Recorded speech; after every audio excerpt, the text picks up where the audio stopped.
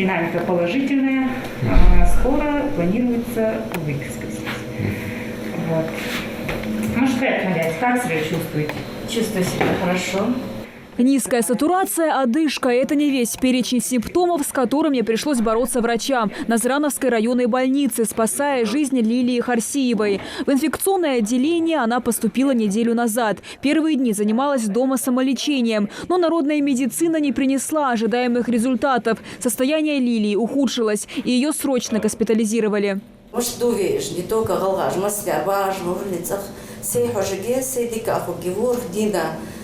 Около сука, берешь сука, ружки гезер хелч, а сей солор митстраису.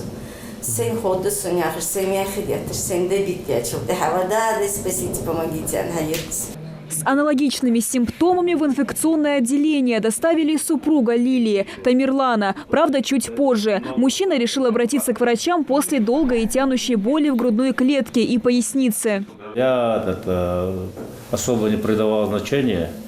Когда она попала, хозяйка попала сюда, у меня кашель была, недомогание, боли в грудном отделе.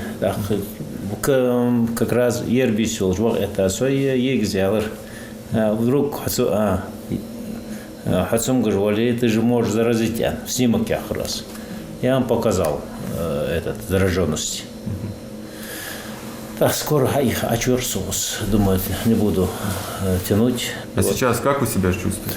Отлично. Некоторые палаты в инфекционном отделении пустые или полупустые. Да и в общем ситуация с больными коронавирусом относительно поменялась в лучшую сторону. Но и для радости поводов мало. В реанимации находится 6 человек. 3 на неинвазивной вентиляции легких. Число госпитализированных около 40. Можно сказать, что у нас последний месяц-полтора отмечается положительная динамика. Количество пациентов с новой коронавирусной инфекцией, госпитализируемых в наше отделение, становится меньше. Мы этому очень рады. Но это не значит, что болезнь отступила. В ближайшие месяцы вполне возможно будет рост количества госпитализируемых пациентов, количество пациентов на амбулаторном лечении. Уже можно отметить, что количество именно на амбулаторном этапе увеличивается по сравнению с прошлой, позапрошлой неделей. Заболевание носит сезонный характер. Коечный фонд меняется в зависимости от эпидемиологической ситуации в республике по новой коронавирусной инфекции. Лекарственное обеспечение находится на должном уровне.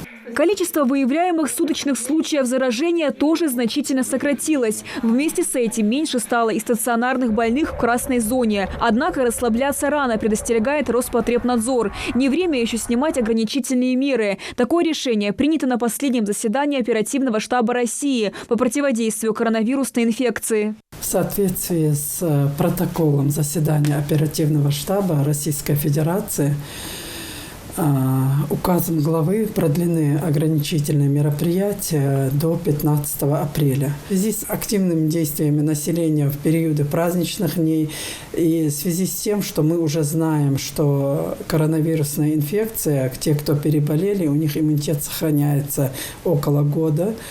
И поэтому есть вероятность того, что в апреле-мае может быть всплеск заболеваемости, поэтому вот эти ограничительные мероприятия, они сохранены.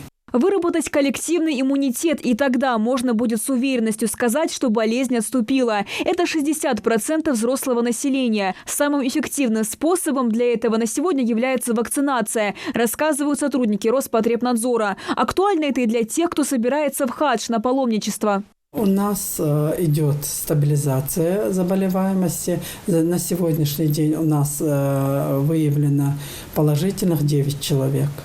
Но также идет спад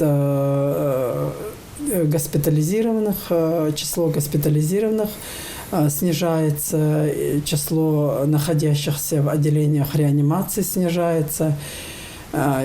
И сейчас хотелось бы отметить, что население республики активно включается в вакцинацию. И У нас уже на сегодняшний день привито около 13 тысяч населения. Это первая вакцина Гамковид-ВАК сделана. И ревакцинацию уже получили 6 с лишним тысяч населения.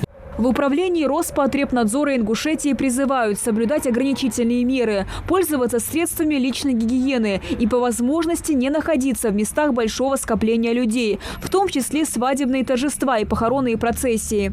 Амина Бокова, Адам Мережков, Магомед Шаухалов. Новости 24.